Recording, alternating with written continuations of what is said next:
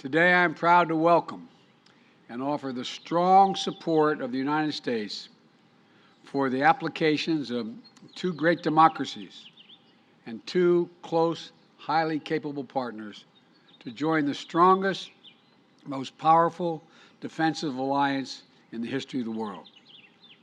Two proud, independent countries exercising the sovereign rights all states possess to decide their own security. President Niinisto, you are, and Prime Minister Andersson, it's a great honor to have both of you here at the White House as Finland and Sweden began the process of joining NATO. In recent years, doubts began to arise. Was NATO still relevant?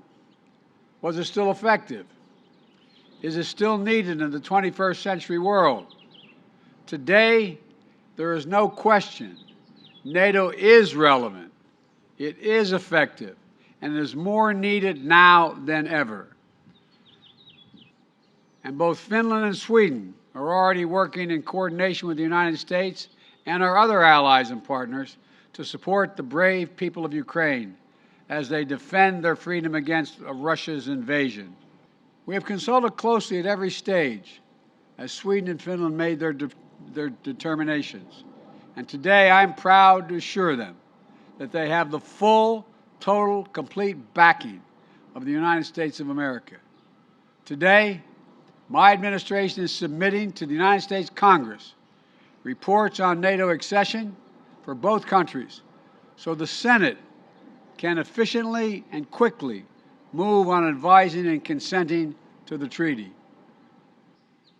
By joining NATO, allies make a sacred commitment to one another that an attack on one is an attack against all. It's Article 5 of the Washington Treaty and the core building block of our alliance. And the only time in history Article 5 has been invoked was after 9/11, when the United States was attacked and all our allies rallied to our side. The United States will never forget that, and we will never fail in our pledge to defend every single inch of NATO territory. New members joining NATO is not a threat to any nation. It never has been. NATO's purpose is to defend against aggression. That's its purpose, to defend. NATO's door remains open. In just a few minutes, I'll be leaving to spend time with two of our Indo-Pacific allies. In a half hour or so, I'll be flying to the Republic of Korea and Japan. I thank the President and the Prime Minister for traveling here on for this meeting before I take off, because it is so important. America's alliances in Europe and in Asia keep us, and I would argue, the world strong and secure. The Turkish leadership has recently expressed concerns about our membership application. I want to address these concerns today. Finland has always had broad and good bilateral relations to Turkey. As NATO allies, we will commit to Turkey's security just as Turkey will commit to our security. We take terrorism seriously. We condemn terrorism in all its forms, and we are actively engaged in combating it. We are open to discussing all the concerns Turkey may have concerning our membership in an open and constructive manner. These discussions have already taken place, and they will continue in the next days. 24th February, I said that the masks have fallen, and we see only the cold faces of war. Russia's war in Ukraine has changed Europe and our security environment. Finland takes the step of NATO membership in order to strengthen not only its own security, but also in order to strengthen wider transatlantic security. This is not away from anybody. Like you, Mr. President, said, NATO is protective, defending, not a threat to anybody.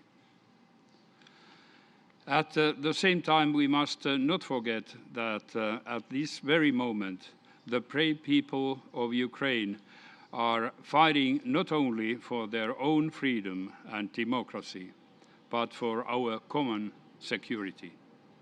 Finland, together with the EU and the United States, stands firmly behind Ukraine. So, Mr. President, once again, I want to thank you for making history with us. Thank you. Thank you.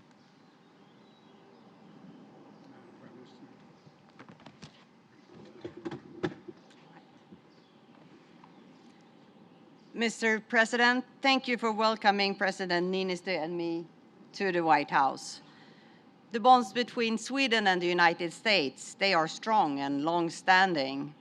And as you know, Swedes first set foot in your home state of Delaware in 1638. And we were one of the first countries to recognize the United States as an independent nation in 1783. And since then, our countries have developed a deep and long-standing friendship through family ties, trade, and mutual interests. And I personally is very much one part of this. But most of all, our shared values and beliefs in democracy and freedom. Values and beliefs that are now being put to the test. And today, the situation in Ukraine reminds us of the darkest days of European history. And I must say that during dark times, it is great to be among close friends. President Niinisto and I have come here at a historic moment for our countries. And for Sweden, after 200 years of military non-alignment, Sweden has chosen a new path. And with Sweden and Finland as members, NATO will also be stronger. We are security providers with sophisticated defense capabilities. And we are champions of freedom, democracy, and human rights.